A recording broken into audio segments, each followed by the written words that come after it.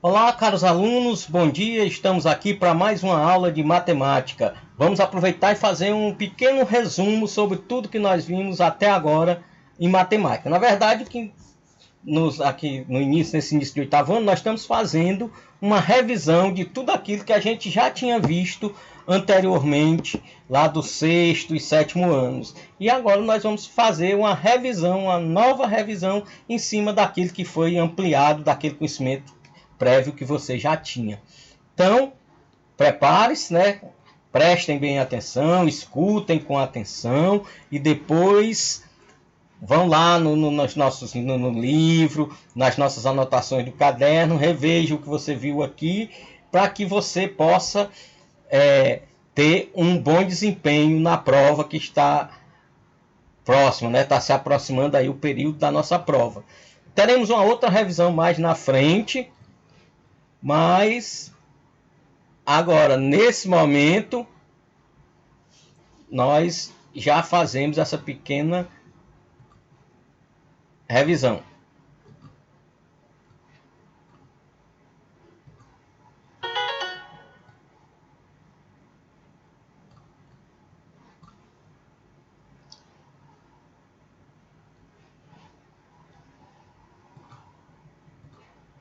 Então, agora vamos começar o estudo dos números. Conjuntos numéricos. Conjunto dos números reais, conjunto e potenciações e radiciações. O que são conjuntos numéricos? Então, conjuntos numéricos aí são coleções de números que possuem características semelhantes. Então, eles nasceram da necessidade humana. Inicialmente, o homem precisou contar, aí veio os números naturais. Depois, ele precisou subtrair, aí vieram os números negativos. E depois, o homem precisou multiplicar, dividir. Depois foram surgindo problemas, apareceram números que não tinham um valor exato, só tinham valores aproximados, e apareceram números que não podiam ser representados no campo real. Eram números que aí o homem chamou de imaginários. E aí dentro dessa história foi que os números foram evoluindo e hoje chegamos ao que nós temos. Hoje nós temos um sistema de numeração que é o indo-arábico. Os hindus criaram 9 símbolos para representar quantidades, e esses 9 símbolos eram posicionais, dependendo da posição eles indicavam a quantidade, e os árabes acrescentaram o número 0, porque os hindus tinham dificuldade de representar quando faltava um elemento. Por exemplo, eles representavam de 1 até 9. No 10, são 10 dezenas e nenhuma unidade. Aí não tinha como se representar essa falta de unidades. Com o 0, esse problema foi resolvido. Então, como vocês veem, os números eles foram surgindo e foram solucionando problemas reais do nosso dia a dia. Está aí o conjunto dos números. Os números reais é formado pelos números naturais, mais os números inteiros, mais os números racionais, mais os números irracionais. Todos esses números formam o conjunto dos números reais. Números naturais são os inteiros positivos. Os números inteiros são os naturais, mais os inteiros negativos. Os racionais, todos os números que podem ser escritos na forma de fração. E os irracionais, aqueles números que não podem ser escritos na forma de fração. Conjunto dos números naturais, está aqui, ó. Ele inicia-se no 0 e vai até o infinito. Ele tem início, mas não tem fim. E todo número natural, ele tem um antecessor, o número que vem antes, que eu posso escrever como x menos 1. E o número que vem depois, que eu posso escrever como sendo x mais 1. O único número que não tem antecessor é o 0, porque ele inicia o conjunto, ele só tem sucessor. Mas a partir deles, todos os outros números têm antecessores e sucessores. Veja bem, o 1. 1 menos 1 é 0. O 0, então, é o antecessor de 1. É 1 menos 1. O 2 é 1 mais 1. Então, o 2 é o o sucessor de 1. Se eu pegar aqui o 6, ó, 6 menos 1, 5. Então, o 5 é o antecessor de 6. 6 mais 1, 7. O 7 é o sucessor de 6. Então, acho que não tem muita dificuldade em você saber o que é um sucessor e um antecessor de um número. E aí, os números naturais, ele tem conjuntos. Se eu tiro o zero do conjunto dos números naturais, eu vou ter o número natural asterisco, que são os números naturais menos o zero. É 1, 2, 3, começa do 1 e vai até o infinito. Naturais asteriscos é do 1 até o infinito. Números pares. Números pares são todos números terminados em 0, em 2 ou em múltiplos de 2. Todo número que termina em 0, 2 ou múltiplo de 2 é par. Se ele não for par, se ele não terminar em 0, nem em 2, nem em qualquer um dos múltiplos de 2, ele é um número ímpar.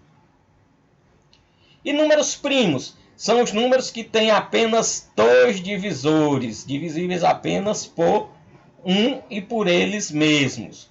Sendo assim, o 1 ele não é primo, porque ele só tem um divisor. O 1 é um número ímpar somente.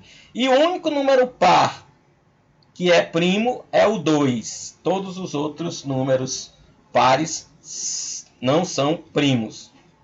E aí os números primos é o 3, o 5, o 7, o 11. Partindo do 3, você vai aumentando de 2 em 2, você tem a sequência dos números primos. São os números que são divisíveis por 1 e por ele mesmo. E os números compostos são todos os outros números que não são primos. Eles são chamados compostos por quê?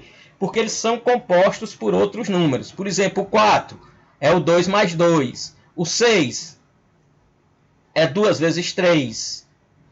O 8 é 2 vezes 4. O 10 é 2 vezes 5. E por aí vai. Geralmente, os números compostos eles podem ser definidos como os números resultantes da multiplicação de dois números primos. E os quadrados perfeitos são os números que têm raiz quadrada exata. São números que, quando são decompostos, eles apresentam fatores com expoentes pares. Por exemplo, vamos pegar aqui o 4. Eu vou decompor o 4. 4 por 2 dá 2. Por 2 dá 1. Então, o 4 é 2 elevado ao quadrado. Ó. Expoente par. Então, é um quadrado perfeito.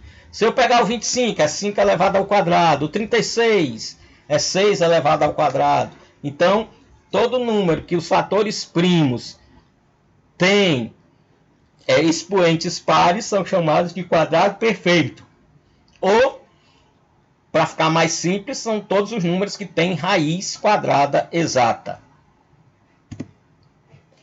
Números inteiros. Eles são representados pela letra Z, que vem de Zahl, que quer dizer número em alemão. Por isso que eles são chamados números inteiros de Zahl. Eles são totalmente infinitos. Ele vem desde o menos infinito até o mais infinito. Então, eles não têm começo nem fim. O conjunto dos números inteiros é infinito. Mesmo assim, todo número inteiro tem um antecessor e um sucessor, assim como os números naturais. E aí o subconjunto dos inteiros. Os inteiros menos em zero dá o conjunto dos inteiros asterisco. Os inteiros positivos, eles são representados pelos números naturais. E os inteiros negativos é o conjunto dos números inteiros menos os números naturais. Conjunto dos números inteiros menos os números naturais. E aí temos os inteiros negativos. Temos os inteiros positivos, inteiro negativo é esse aqui, né? Os inteiros menos os naturais. Os inteiros positivos, eles correspondem ao próprio número, ao conjunto dos números naturais. E os inteiros negativos asterisco e os inteiros positivos asterisco. E aí vamos para os números racionais. É todo número que pode ser escrito nessa fórmula aqui, na forma de fração. A sobre B, ó, isso aqui lê-se. Números racionais é todo número que pode ser escrito na forma A sobre B, tal que A pertence aos inteiros e B pertence aos inteiros asterisco. O que é que eu estou dizendo? O numerador pode ser qualquer inteiro, inclusive o zero. O denominador não pode ser zero. Quem são os números racionais? São os números naturais, são os números inteiros, são os decimais finitos e os decimais infinitos periódicos, as dízimas periódicas, e mais todos os tipos de fração. A fração própria, que é quando o numerador é menor do que o denominador, as impróprias, quando o numerador é maior do que o denominador, e os números mistos, formado por um número inteiro associado a uma fração. Veja que a dízima periódica, por exemplo, 0,222, isso aqui é igual a 2 sobre 9. Né? A gente, inclusive, viu os métodos de transformar dízimas periódicas em sua fração geratriz. Então, todo número natural, todo número inteiro é racional e toda fração compõe os números racionais. Interessante é isso aqui, ó. O conjunto dos números racionais, além de ser infinito, eles não podemos determinar, pela natureza dele, não se pode determinar o antecessor e o sucessor. Entre dois racionais, existem outros infinitos racionais. Ó.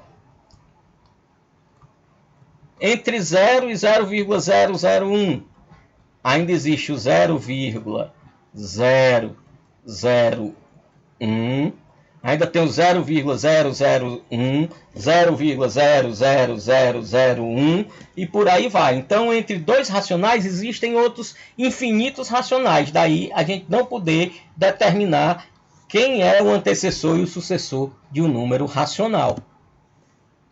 E aqui os conjuntos do número racional, a gente já entende bem isso. Os racionais sem o zero, que é asterisco, racionais positivos, incluindo zero, racionais negativos, incluindo zero, e os racionais positivos, excluindo zero, racionais negativos, excluindo-se o zero. Adição e subtração. Então, na adição e subtração tem duas maneiras. Quando os denominadores são iguais, eu só repito o denominador e somo os numeradores. Olha aqui, 1/2 mais 1/3.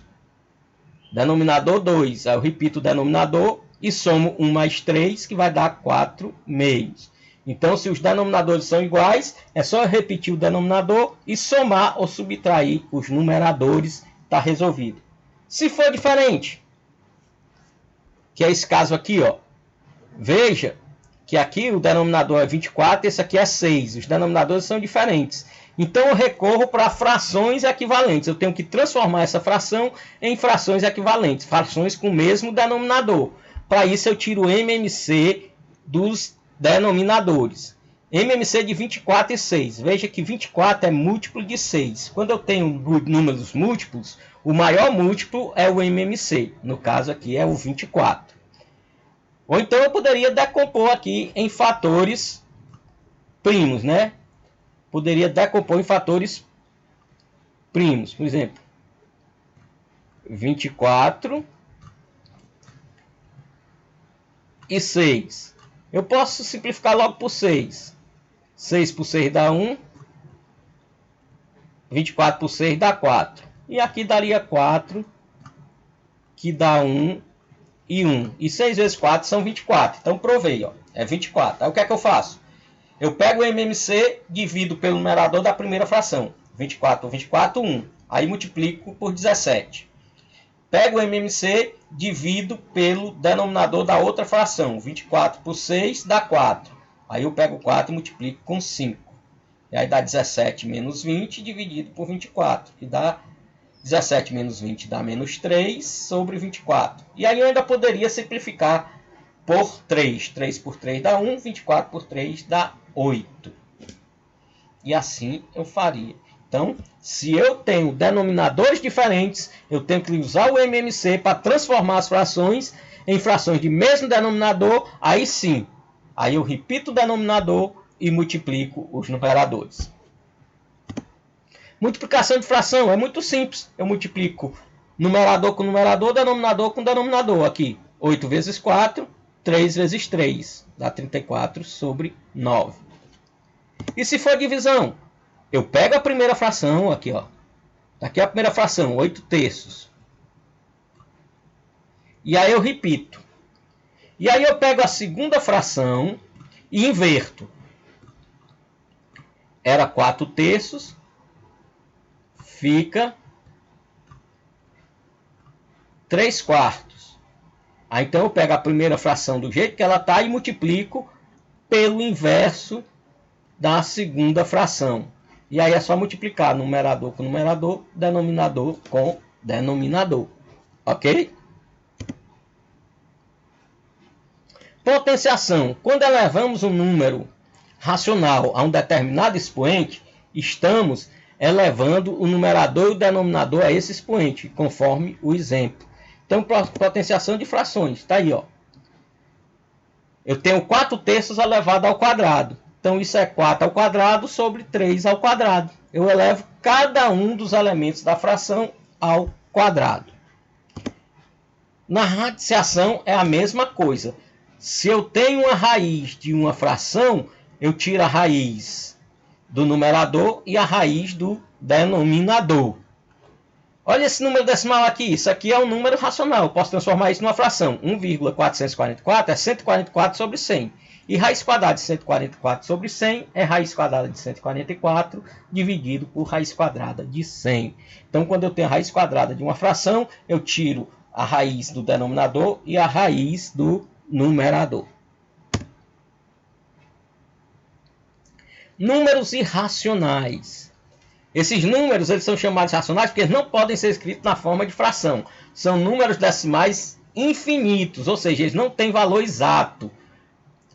Nós só conseguimos a aproximação desse valor. De onde foi que surgiu a ideia desses números? Surgiu lá na Idade Média, quando um cientista, quando um matemático tentou calcular a diagonal de um quadrado de lado 1.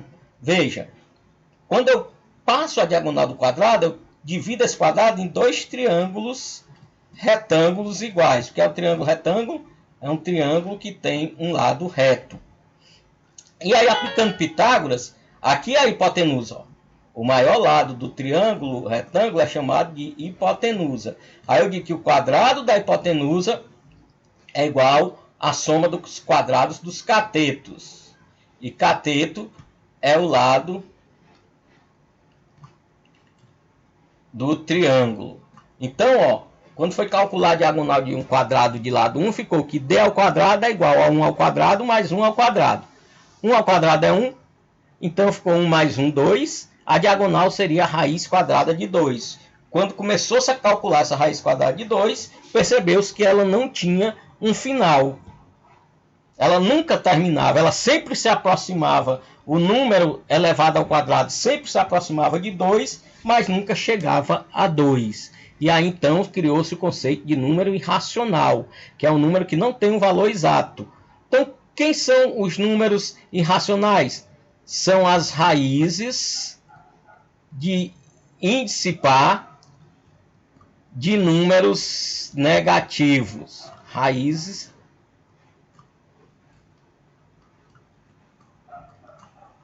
de número par, de índice par, de números negativos.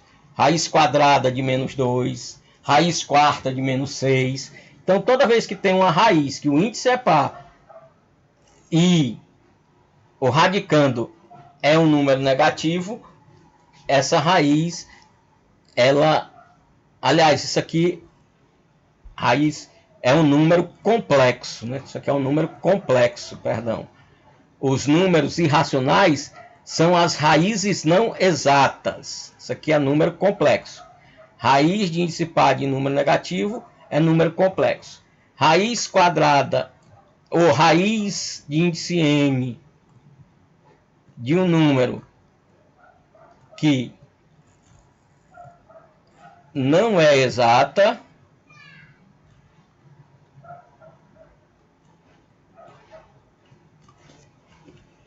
é que forma os números racionais.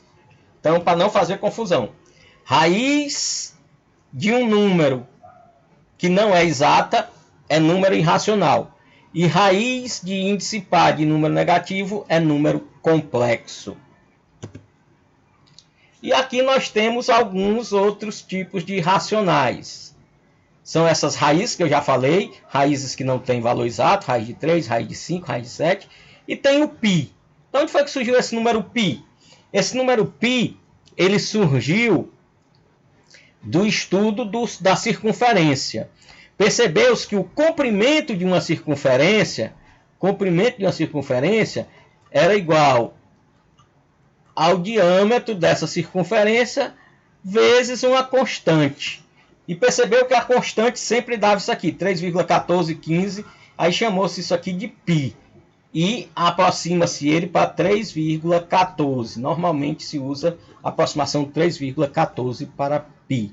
O número de Euler, ou número de Neper, é o E. Ele é aproximado para 2,71. E ainda tem o φ.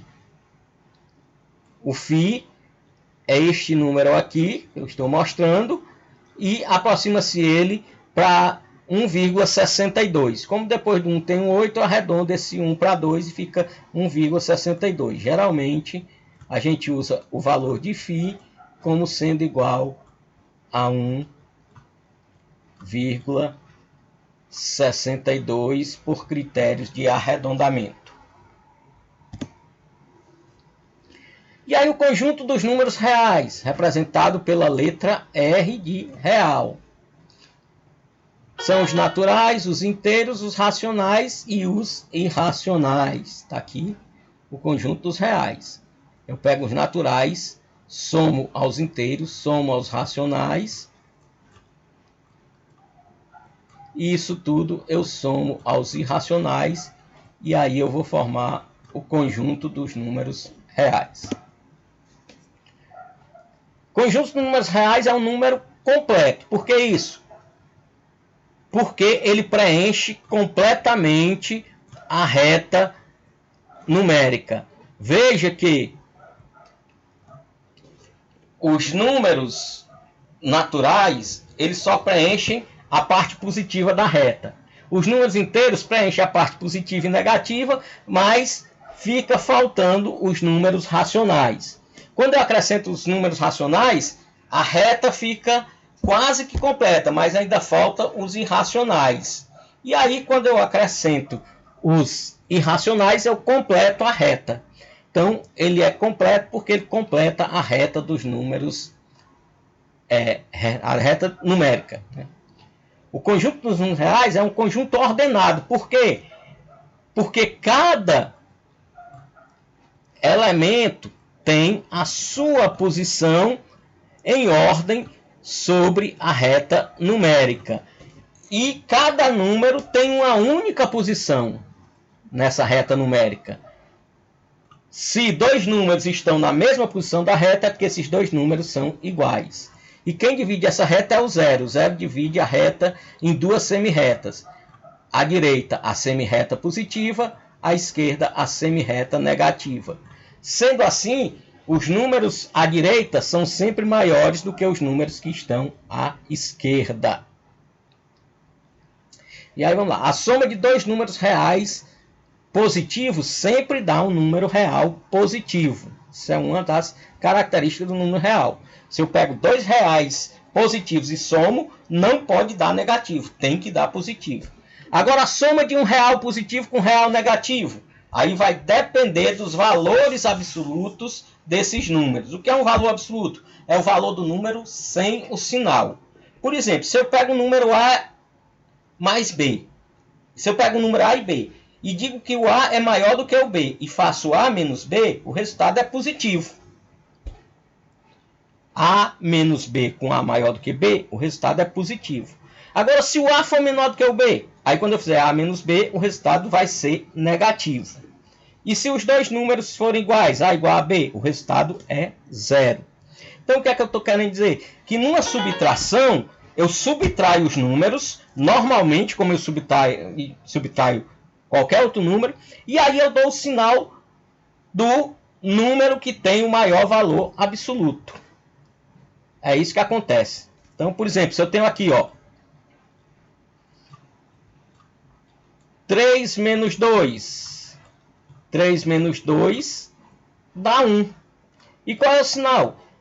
Como o número maior, de maior valor absoluto, é positivo, o sinal é positivo. O número é positivo. Agora, se eu pegar menos 3 mais 2, o resultado absoluto continua dando 1, porque 3 menos 2 é 1. Só que agora, o número de maior valor absoluto, 3, é negativo. Então, o resultado será negativo. Certo? Então, sempre eu subtraio e dou o sinal do maior número presente nessa subtração. Nas observações que envolvam pelo menos um número irracional, o resultado será sempre irracional. Então, se eu somar, numa soma, tiver um número irracional, numa subtração, ou numa multiplicação, numa divisão, ou qualquer operação, se aparecer um único número irracional, o resultado será obrigatoriamente um número irracional. Falando de desigualdades, quando eu tenho uma desigualdade, se eu somar um mesmo número aos dois lados dessa desigualdade, eu não altero essa desigualdade. Por exemplo, 7 maior do que 4. Se eu somar 3 ao 7 e 3 ao 4, 7 mais 3, 10, 4 mais 3, 7. Então, 10 vai continuar sendo maior do que o 7. Ou seja, eu não alterei o sentido dessa desigualdade. Se eu fizer uma multiplicação de um número nos dois lados da desigualdade, do mesmo jeito, eu tenho aí 9 maior do que 5. Se eu multiplicar 9 por 2 e 5 por 2, eu continuo com a mesma desigualdade. 2 vezes 9, 18. 2 vezes 5, 10. E o 18 maior do que 10. Então, não alterei a desigualdade. Então, somar números iguais ou multiplicar números iguais dos dois lados de uma desigualdade não alteram essa desigualdade. Agora, se eu multiplicar um número negativo, aí eu altero a desigualdade. Multiplicar números positivos, não. Mas multiplicar números negativos, sim. Veja aqui, ó, 2 menor do que 3. Aí eu vou multiplicar por menos 1. Aí eu vou ter 2 menos 1 dá menos 2, 3 menos 1 dá menos 3. Veja que 2 é menor do que 3. Mas o menos 2 é maior do que 3. Porque aí quando eu estou nos números negativos, eu inverto a situação. O número de maior valor absoluto, na verdade, é o menor. Porque, na verdade, quando eu perco 2, eu perco muito menos do que quando eu perco 3. Então, eu perdendo 2, eu fico com uma quantidade maior do que quando eu perco 3. Por isso que inverte essa questão da desigualdade. Menos 2 é maior do que menos 3. Se eu tiver dúvida, é só ir para a reta numérica. Ó. Eu tenho aqui o 0. Bem aqui eu tenho o menos 1. Bem aqui eu tenho o menos 2. E bem aqui eu tenho o menos 3. Então veja o seguinte, ó. O menos 2 está à direita do menos 3. Então, nesse caso, menos 2 é maior do que menos 3. Se eu tiver dúvida, é só eu jogar o número da reta numérica. Aquele que tiver mais à direita será o maior. Veja que, comparando números negativos, quanto maior for o seu valor absoluto, menor será o seu valor real. E valor absoluto, ou valor modular de um número, é o valor do número sem considerar o sinal. Vamos ver aqui a reta numérica aqui. Olha aqui, ó. 4 é maior do que 3. Por quê? Porque 4 está à direita de 3. Menos 1 é menor do que 0. Por quê? Porque menos 1 está à esquerda de 0. 0 está à direita. Então, É sempre assim que eu comparo. Eu olho quem é que está à direita e quem é que está à esquerda. O que está à direita é o número maior. Potenciação é uma multiplicação expandida de uma base, o número de vezes indicada pelo expoente. Olha, veja uma observação aqui importante. 3 elevado ao quadrado é diferente de 3 vezes 2. 3 elevado ao quadrado é uma multiplicação expandida, é 3 vezes 3. Enquanto que 3 vezes 2 é uma soma expandida. 3 vezes 2 é o 3 somado duas vezes. 3 ao quadrado é o 3 multiplicado por ele mesmo duas vezes. Então, 3 ao quadrado é 9 e 3 vezes 2 é 6. Então, não confunda potência com multiplicação. A potência não é multiplicar o numerador pelo expoente. Não é multiplicar a base pelo expoente, sim multiplicar a base por ela mesma, o número de vezes indicado pelo expoente. Por exemplo, 3 elevado a 2. 3 é a base, 2 é o expoente. Significa que eu vou multiplicar o 3 por ele mesmo duas vezes, que vai dar 9. Olha aqui, ó. A elevado a n é igual a vezes a vezes a, n vezes. Então, a base é o número que será multiplicado por ele mesmo. E o expoente me diz quantas vezes eu vou fazer essa multiplicação. E aí temos algumas características da potenciação. É que todo que zero elevado a qualquer expoente é sempre zero.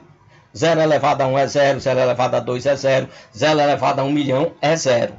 Porque 0 vezes 0 sempre dá 0. 0 é um elemento neutro da multiplicação. Expoente 1. O expoente 1 é um número só, é o próprio número. Todo número está elevado ao expoente 1. Então, quando aparece um número aqui, não tem o expoente lá. Mas, por exemplo, o 2 é 2 elevado a 1. O 3 é 3 elevado a 1.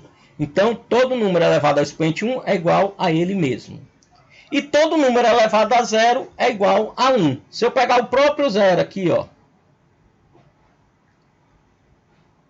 0 elevado a 0, isso vai dar igual a 1. Todo número elevado a 0 é 1. E aí as propriedades da potenciação. Primeira propriedade, multiplicação de potências de mesma base. Eu repito a base, ó, a elevado a n vezes a elevado a m. Eu repito a base a e somos expoentes. n mais m. Está aqui um exemplo, ó. 3 ao quadrado vezes 3 ao cubo. Isso é igual a 3 elevado a 2 mais 3. Então, 3 ao quadrado vezes 3 ao cubo é igual a 3 elevado à quinta, porque 2 mais 3 é 5. Na divisão, eu repito a base, subtraio os expoentes. 5 elevado a 7 dividido por 5 elevado a 3. Isso vai dar 5 elevado a 4, porque 7 menos 3 vai dar 4. E quando eu tenho uma potência de potência, ó, 2 elevado ao quadrado, entre parênteses, tudo isso elevado à quarta. Aí eu repito a base, 2, e multiplico os expoentes. Ó. A elevado a n, tudo isso elevado a m, é igual a elevado a n vezes m. Então, 2 elevado ao quadrado, tudo isso elevado à quarta, é igual a 2 elevado à oitava. Porque 2 vezes 4 vai dar 8. Essa aqui é importante, presta atenção. Ó. Aqui, eu tenho aqui a potência de um produto. Potência de um produto, ou seja, um produto elevado a um expoente. É igual ao produto das potências. O que é que eu estou dizendo? A vezes B, entre parênteses, tudo isso elevado a n, é igual a A elevado a n vezes B elevado a n. A mesma coisa com a divisão. Se eu tenho a potência de uma divisão, é igual à divisão das potências. Ou seja, A dividido por B, tudo isso elevado a n, é igual a A elevado a n, dividido por B elevado a n. E ainda pode ser escrita assim na forma de fração. A elevado a n sobre B elevado a n. E quando eu tenho um expoente negativo, é possível eu transformar em expoente positivo? É sim. Se eu tenho, por exemplo, a elevado a menos n e quero que esse expoente vire positivo, o que é que eu faço? Eu inverto a base. Né? A base era A, aí eu inverto a base, fica 1 sobre A. Quando eu inverto essa base, eu troco o sinal do expoente. Então, A elevado a n é igual a 1 sobre A elevado a menos n é igual a 1 sobre A elevado a n. Radiciação é a operação inversa da potenciação. Veja, a soma tem como inversa a subtração. A multiplicação tem a divisão como sua inversa. E a radiciação é a operação inversa da potenciação. Veja bem, raiz enésima de A é igual a B, se e somente se, raiz enésima de A é igual a B, se e somente se B elevado a N for igual a A. Olha aqui, ó. Tá vendo aqui, ó? Raiz enésima de A é igual a B, se e somente se B elevado a N for igual a A. Então, na potenciação, na radiciação, o que é que eu estou procurando? Eu estou procurando um número que elevado ao quadrado seja igual ao radicando, que é esse Azinho aqui, o número que está dentro do radical. Por exemplo, a raiz quadrada de 36 é 6. Por quê? Porque 6 ao quadrado é 36. Raiz cúbica de 125 é 5. Por quê? Porque 5 elevado ao cubo é 125. Observação.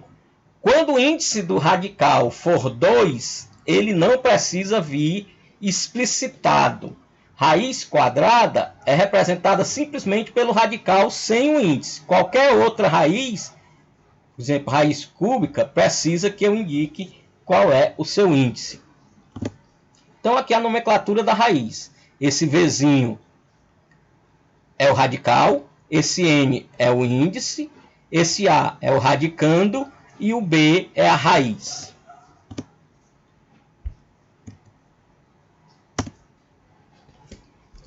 Propriedades da radiciação.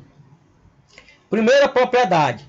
Raiz em que o expoente do radicando é igual ao índice vai ter como resultado o próprio radicando. O que é que eu estou dizendo aqui? Ó?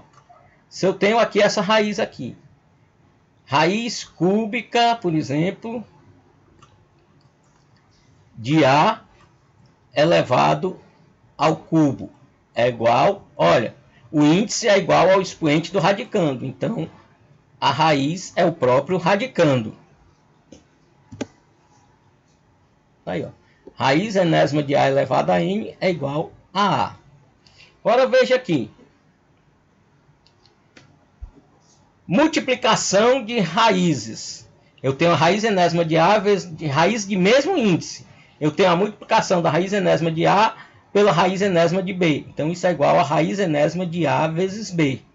A mesma coisa na divisão. Divisão de raiz enésima de A por raiz enésima de B. Isso é igual a raiz enésima de A dividido por B.